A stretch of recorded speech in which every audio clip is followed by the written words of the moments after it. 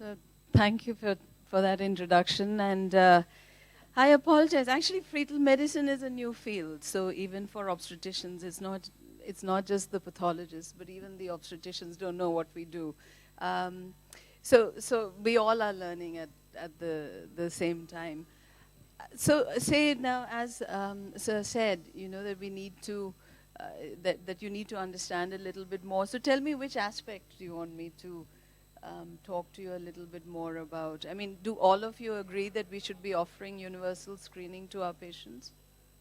So, so is it that the patients come too late and that's why we are not doing first trimester screen rather than second?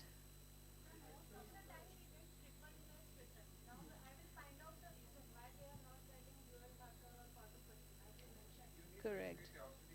Well, we are indeed doing that. We are no, but would you say that perhaps say now when you issue out reports, rather than just writing screen positive, how do you, if you are issuing out a positive report, what are the checks that you're doing that it's actually correct for you to do so? Because say, I can tell you the common problems we come across. The most common is that the gestational age is completely wrong. So how do we circumvent that? It's very important. Correct. So it should be at 4 degrees essentially. Well, we try. So no, how do we, like, let's try and sort out problems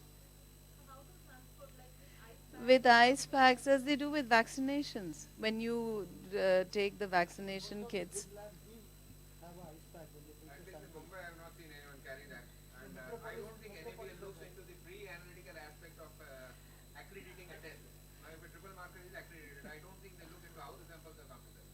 But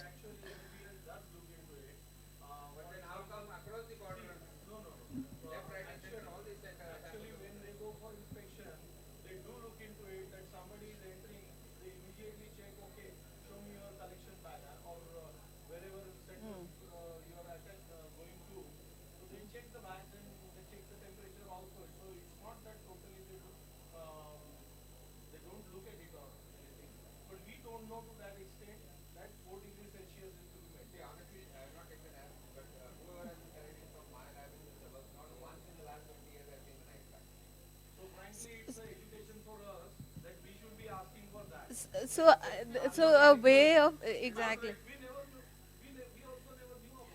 But have you not questioned that if you've been giving out a lot of screen positive reports in the summer months, and you may have found that in the last few months the screen positives suddenly go up. You have moms of beta HCG of 6, 7, that it is related to temperature.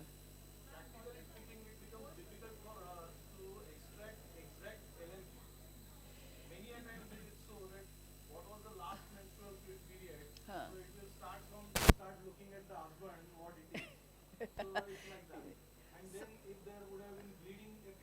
Yeah, then becomes. But why will you not use the dating scan as the correct? So that has to be done. So to some extent, we are asking you to take responsibility. Actually, that if you are doing prenatal testing, then you need to be a bit more responsible. So, okay.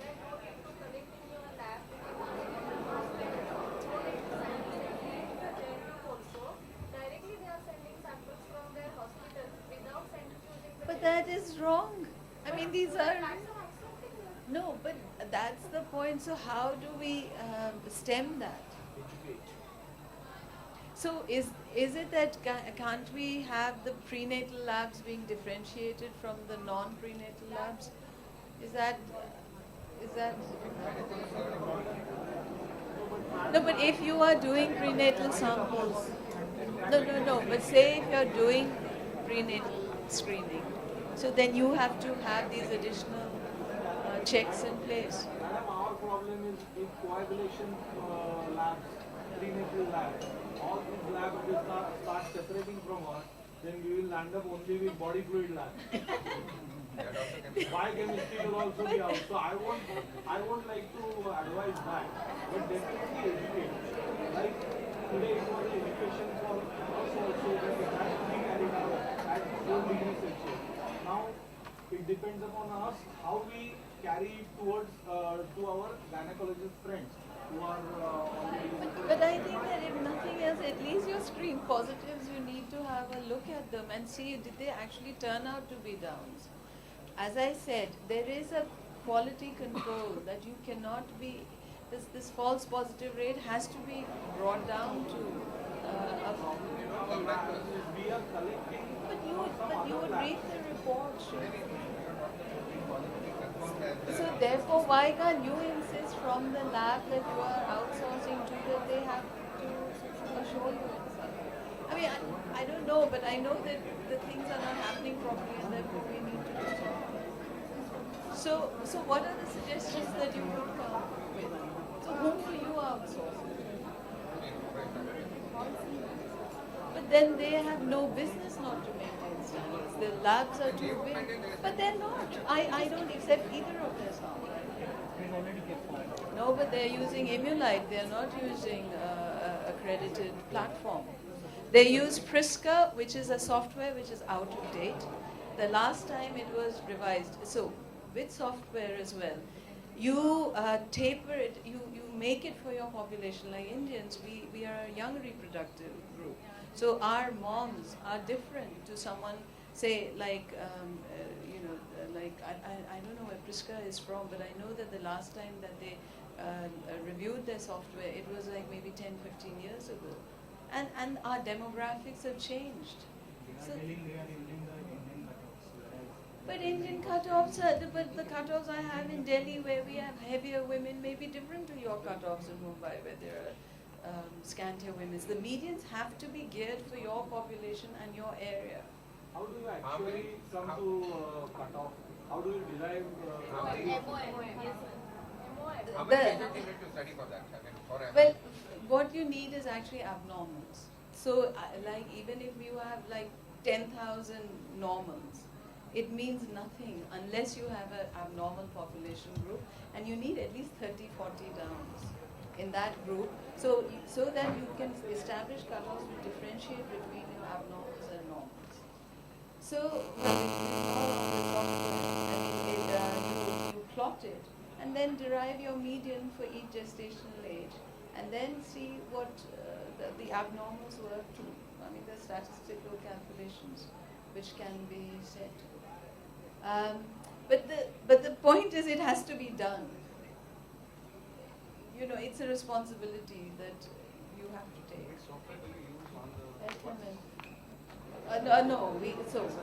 So what we want is we ask the biochemistry lab just to give us the value, and we generate our own moms. But that's on the FMF software. So all I have to do is just put it in and my moms just. how do you come across your MOMs in Delhi? They're very good because. How do you find it out? I mean, how did you do it for the local population? So initially, the first year or so, we used the Caucasian data, and then as more and more cases came in, it kept getting modified. So it's a continuous process.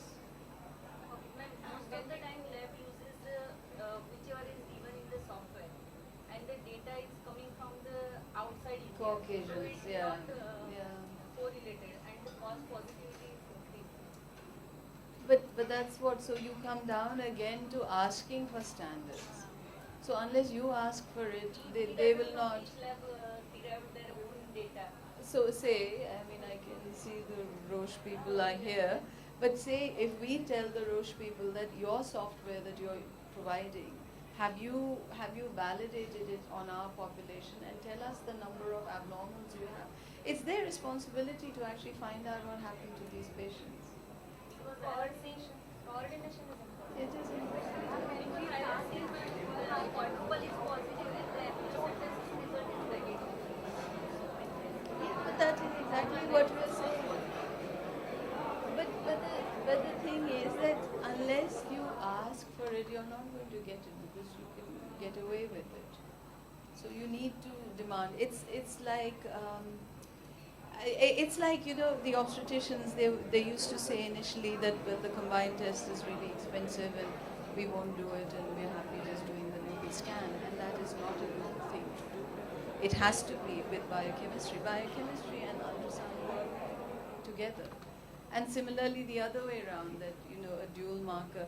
So, I mean, the practical problem, say, for instance, if there are not enough ultrasound people and therefore you just want to use serum screening, then you know, what we're trying to introduce now in the first trimester is the so-called first trimester quad test. Because I told you, what we want is information across a range of problems. So the first trimester quad test would be the plasma-associated pregnancy protein, and the beta HCG, and the alpha-fetoprotein, which is predicting preterm labor, and PLGF.